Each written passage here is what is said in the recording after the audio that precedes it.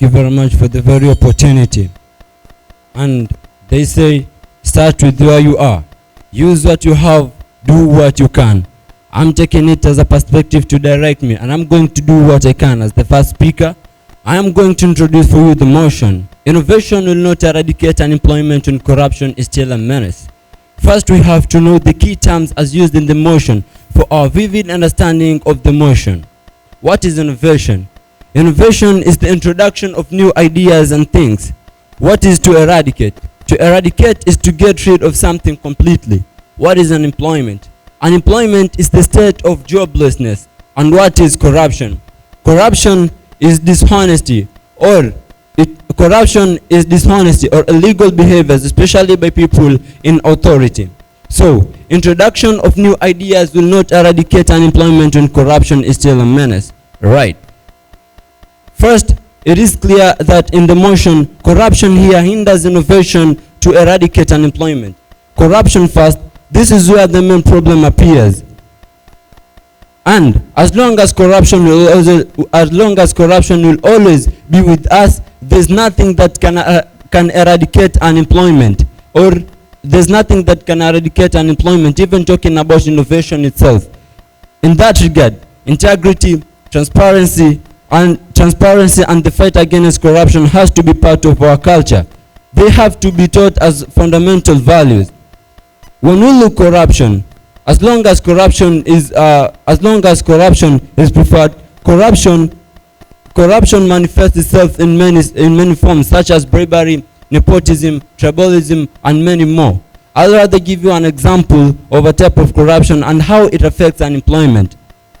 I'll use tribalism. As you know, tribalism, there are some incidences where job opportunities are out for everyone. But because of corruption, the tribalism type of corruption, this happens, it applies there. And those people who deserve those job opportunities do not get those job opportunities. It is all because of corruption. So corruption hinders almost everything, not only in employment. And up to that juncture, all said and done, I hereby leave the rest of my colleagues for articulating more of this motion, that innovation will not eradicate unemployment, not unless corruption is also eradicated. Thank you very much.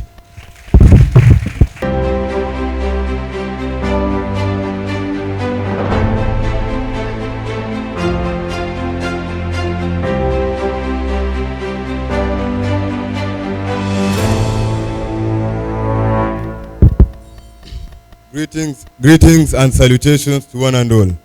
I go by the names of Athman Hoka from Waa Boys High School. I'm highly honored to be before you to oppose this motion that says innovations will not eradicate unemployment when corruption is a menace in Kenya. I oppose this motion because first, many people are self-employed and ready to go. For example, the bracelet makers. These are people who make bracelets, advertise them, and sell them on the prices they wish. Another examples are the TikTokers. For example, Aziad. This is who is the most famous person right now. So my question is, how is corruption obstructing these people's way of looking for a living? It is true that corruption is in Kenya, but different organizations have been established as they take part in looking for innovating Kenyans' ideas and making them into reality. For example, the Young Scientists Kenya organization, which has taken an initiative of looking for young, innovative Kenyans who have ideas on innovations which will help in the betterment of the country and them. Lastly, I would like to put myself in the shoes of an employer. My business should have a great image, and a great image comes from the employees themselves. Are they well dressed? Do they have positive attitude to the work? are they going to be loyal to me? Now, how do you expect me to employ a person who is insolent, who has poor dress code, and is not serious when it comes to work? I conclude by saying innovation can eradicate unemployment.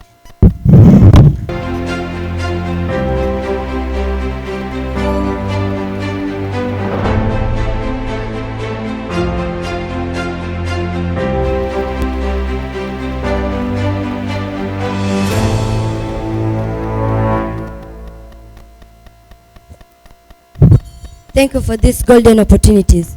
First, I like to ask a question to my fellow parliamentarian. You have said about us here at TikToker. We are not saying that innovation cannot reduce the rate of unemployment. We are saying it cannot eradicate, it cannot kill completely unemployment globally, not only in Kenya. The question comes, innovation will not eradicate unemployment, so what will eradicate unemployment? First, accelerating investment in agriculture. The reason for slow growth of employment in agriculture and rural sector is capital formation. That's obvious. The public and private sector investment has declined since the early 90s. So the announcement of the government to furnish the farmers more credit will help us offer more employment to other people and also help the small medium farmers obtain high yields. Control of population growth. Globally, increase in population has led to the insufficient job opportunities. We have something called demographic dividend. This is the accelerated economic growth that may result from a decline in a country's birth and death rates and the subsequent change in the age structure of the population. It means that once a country has few birth rates each year, it will be able to have a window of opportunity for economic growth if the right social and economic policies are developed and the investments are made. We have use of labor-intensive technology. Both the organized and unorganized sector must adapt to labor-intensive technology if sufficient job opportunities are to be generated, both in the rural and urban sector. The decline in employment elasticity of output growth is due to increasing trends in the capital intensity in the organized industrial as well as agriculture. We have education for people. Globally, many people are not employed because of their level of education. So we need to create awareness on the importance of education so that we can have people with high level of education who can get easily jobs. Even if they not get employed, they can start their own businesses and employ themselves instead of them waiting for other people to employ them. And about, you have said you are an employer, somebody doesn't have the skill and you can't employ him or her. What about you start teaching that person the skills and then you employ him? Will he not get employment? We have promoting equality. This is because many people are not employed because of their gender, race, or even tribes. So we need to kill first this beast-called inequality present in our world. Then we are going to offer employment for everyone in this world, no matter the country, religion, or even race one may belong. I want to finish with a quote that says, corruption is a cancer that eats away a citizen's faith in democracy. A cancer that diminishes the instincts for innovation and creativity. I am Mwanambeyu from the mighty Tiwi High School.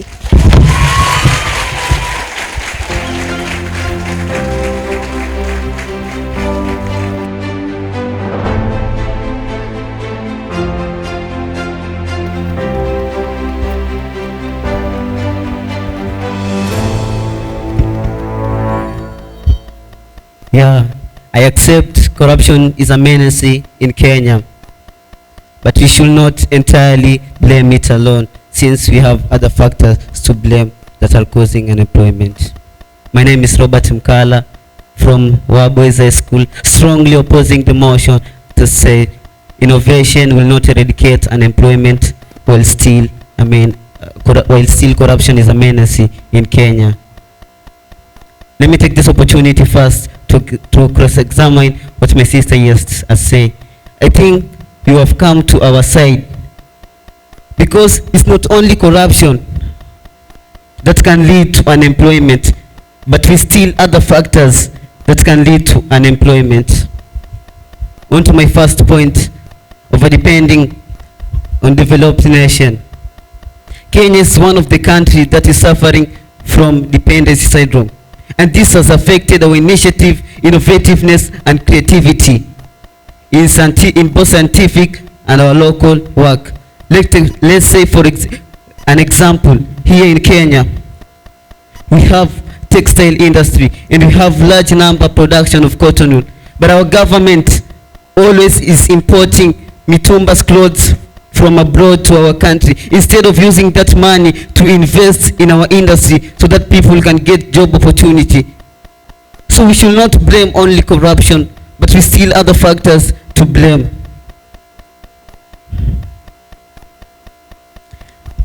Also, our curriculum in Kenya is primarily theoretically. For instance, science. Science is being taken as a difficult subject by most of the students. And our curriculum based a lot on science, leaving other local and fieldwork activity which is useful to us. We have Lupita Nyong'o, who is now working in USA, and is among the best, is earning a lot of money because he's among the best actors in the world due to his creativity and innovation and in new ideas in acting. I think our government should come up with a curriculum that is suited to our environment and suited to our national need.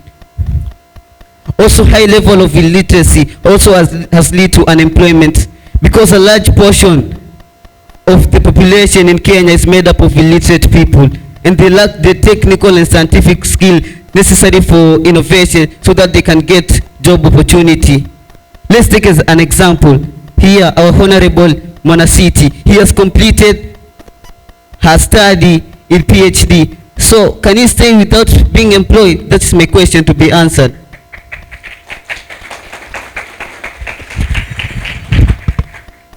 Yeah, I accept corruption is there in Kenya, but we should not entirely blame it alone while we still other factors to blame. Thank you.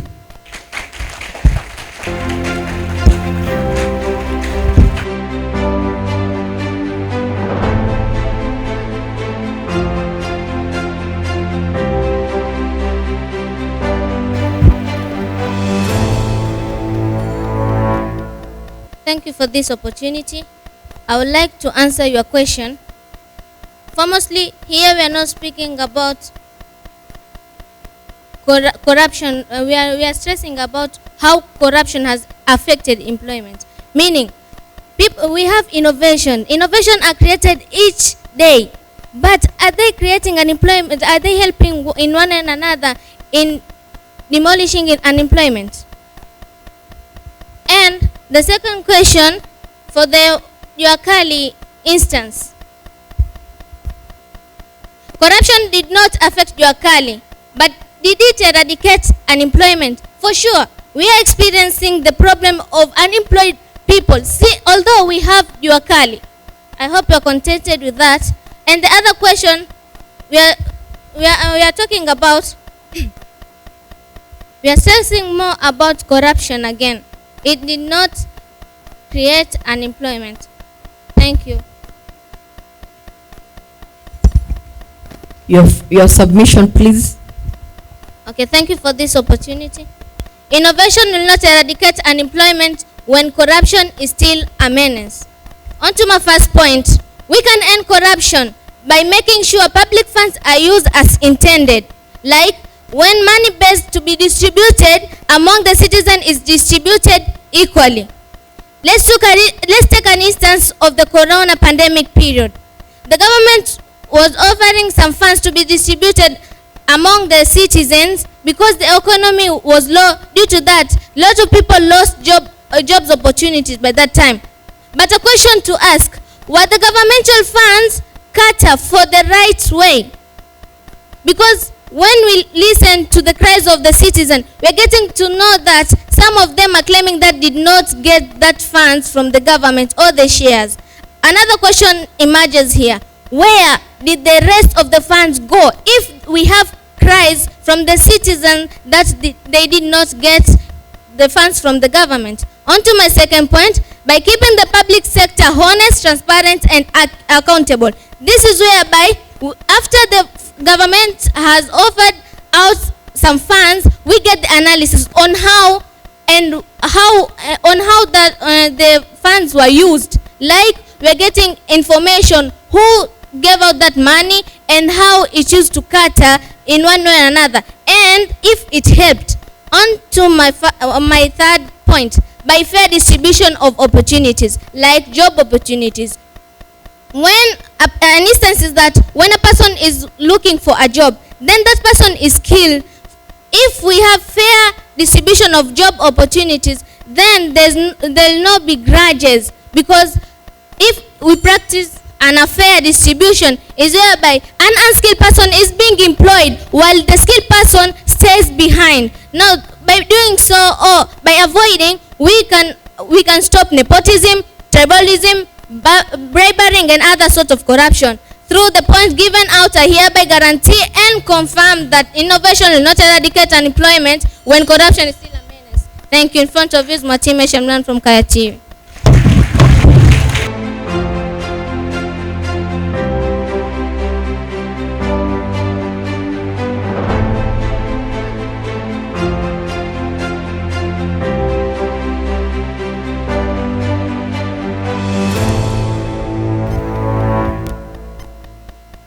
My name is Hussein Parwez Hussein from Waa Boys High School.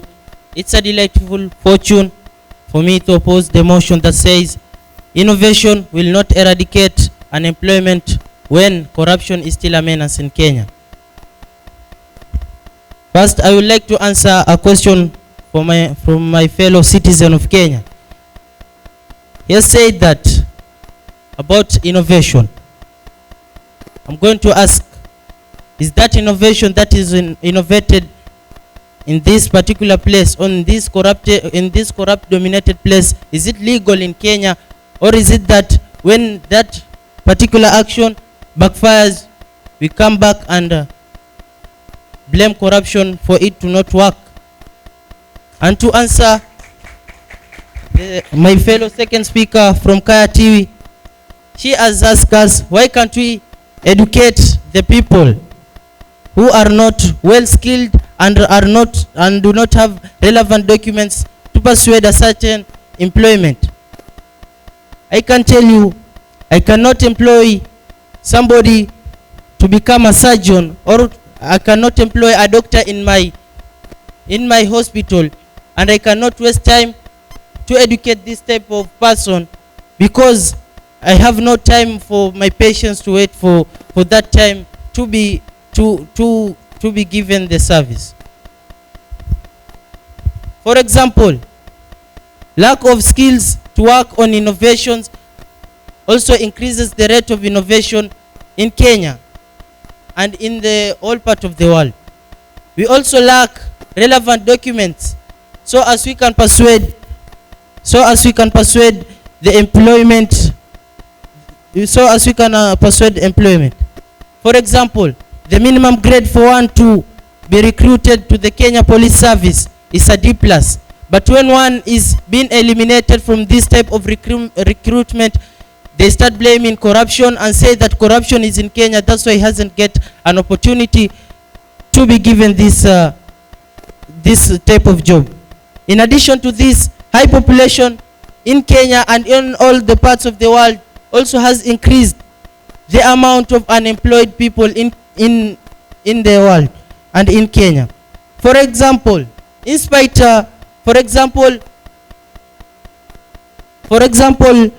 most of the unemployed people, for example, we say that in spite of people innovating day by day, making their own creation, but there is only a maximum number of workers needed to sustain this type of job.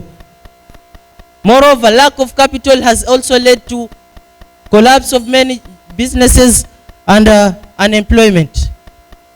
For example, Kemin factory, this was a socks producing factory which had to collapse because of lack of factory, making many lives to not have employment.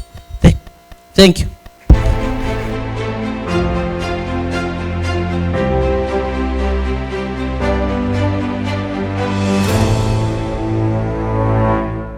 Thank you so much. Innovation will not eradicate unemployment when corruption is still a menace. That was the motion for today. The biggest job we had as debaters for this particular motion was to look at the relationship between innovation, corruption, and how they impact unemployment. So you are supposed to debunk how far innovation goes, how far corruption goes when it comes to eradicating or bringing the situation of unemployment. So I'll start with Tiwi. The first speaker, good definition of motion. You went ahead, expounded the points. However, the only problem I had with you was the points you gave us were a little limited, because as the first speaker, you are supposed to create the foundation for the whole debate. So the bulk of the points are supposed to be with you. So I think the issue of time again came. So the points you got from you were not that expansive, which is something you should work on. The second speaker, I was impressed by the second speaker, and these are the elements. First, you have a good thinking for what a debater should be doing, because every other time you're debating, you're going against your opponent. So your thought process should always, and especially as a second speaker, be about what did they say that I can give a rebuttal. I saw good rebuttals from you. I saw good thinking from you. I got a couple of points from you that added to the debate, something about farming policies, technology, which is good because it expands the scope of the debate. So overall, you did a good job. The one thing I'd point out is the final submission is not an opportunity for rebuttals, but an opportunity to give final submission. So the final submission is a space where the debate is over. Just give what do we stand for as a team. So you took that opportunity for the rebuttals. However, you should have used it to give your final remarks. Third speaker, you're eloquent, yes. I had a little problem with the coherency of your argument. I think that comes with how your presentation was, because you started by answering the questions, there was a small pause, then you continued to pick up. So your argument was not very coherent when it came to that. You did a good job though, answering the questions. I'll go to the opposers, which is Waa Boys.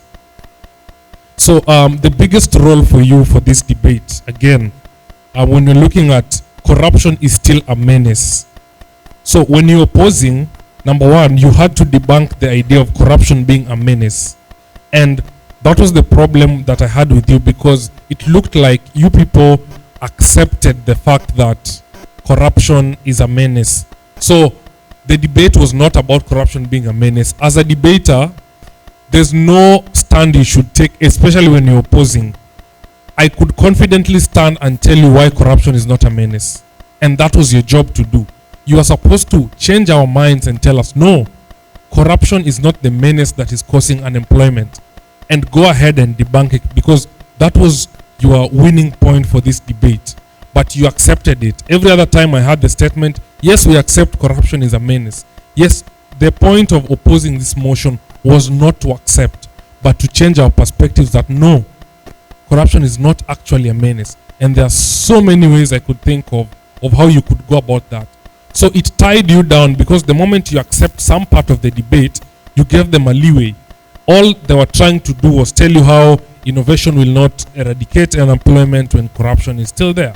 So the moment you accept part of that debate as it is gone, we cannot do anything about it, then already you're starting to give them a leeway to take over. You mentioned something very interesting about TikTok and everything. Generally, it's called the gig economy, which is good. I wish you continued expounding about that, because it showed just how much innovation had the ability. You mentioned an example which is good. I wish how you could continue expanding and give us more points on the same or other aspects. The biggest question I had all through was, how will innovation eradicate unemployment? Because when they are proposing, they're saying innovation will not eradicate. So when you're opposing, we wanted to see how innovation will eradicate, and that is the question. So I needed more examples that could show us just how much it would eradicate, as well as standing on the point that corruption is not a menace. So you had two jobs to do, and that was your work. The second speaker, you got good examples. I got good rebuttals. Again, the question I was asking myself, what position does corruption play in eradicating unemployment? Because there's so much that goes on unemployment. There's the idea of expanding our economy, taxes. There's the idea of manufacturing sector. All these are examples. And when you're talking about them, we are talking about expansion, investment, capitalization, government policies. We are not talking about corruption. So my question was, you were supposed to clearly tell us the role that corruption plays and how creating or eradicating unemployment is very far from the idea of corruption being a menace. That was your job. I did not get it clearly from you. The third speaker, you asked them good questions, which is something I picked out, because the questions you came and asked were really good questions. However, I had an issue again with the coherency of your argument. You look like on one side you wanted to ask them more questions and give rebuttals, but we still needed to get more points from you on the relationship between corruption, innovation, and the role they play in eradication of unemployment. So understanding the motion is really key, because it's what defines how the debate goes for you. Aside from that, all the best to the debaters. We'll hear from other judges. Thank you.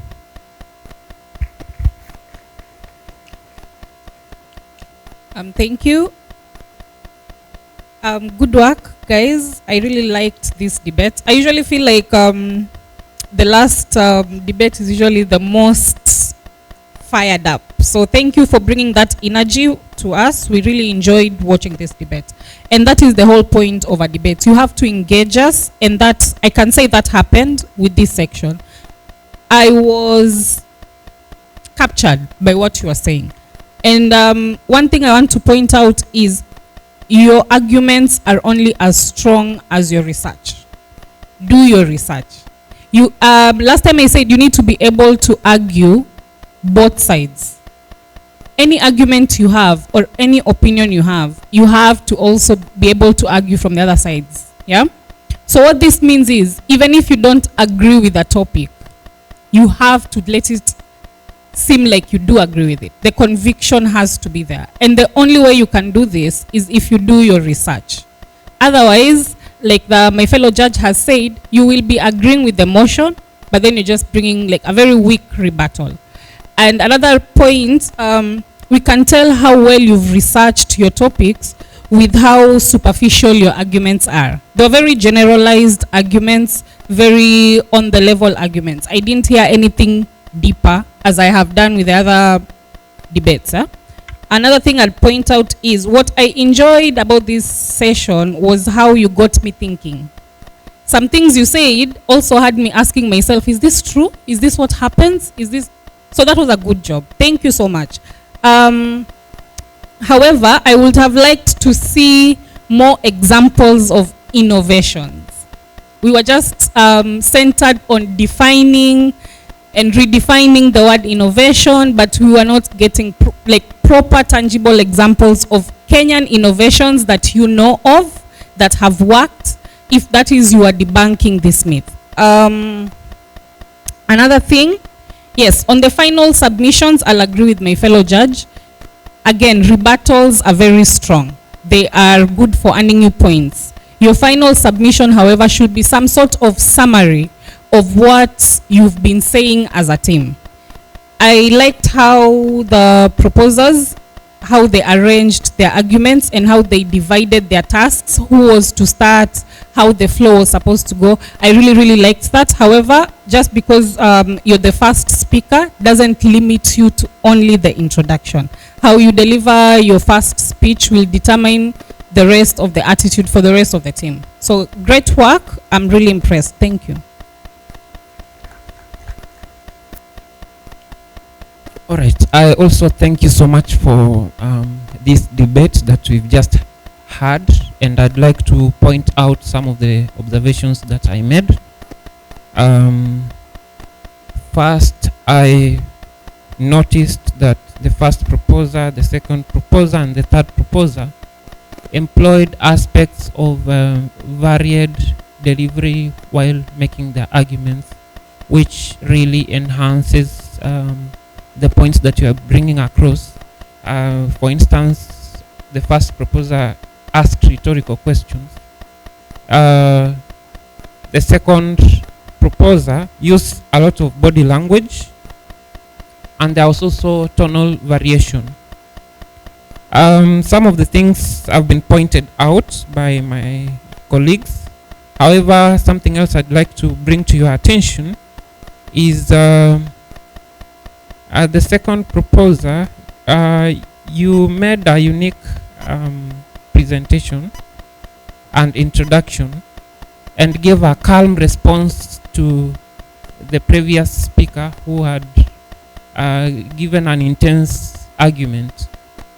So that calmness made sure that you did not lose what you wanted to say. And when you got to the example you gave about a curriculum, a suggestion of a curriculum that addresses issues of innovation, you did not bring to our attention that there is actually a curriculum in place, getting into place in our country, which is the competency-based curriculum, which is addressing the exact issues that you are raising.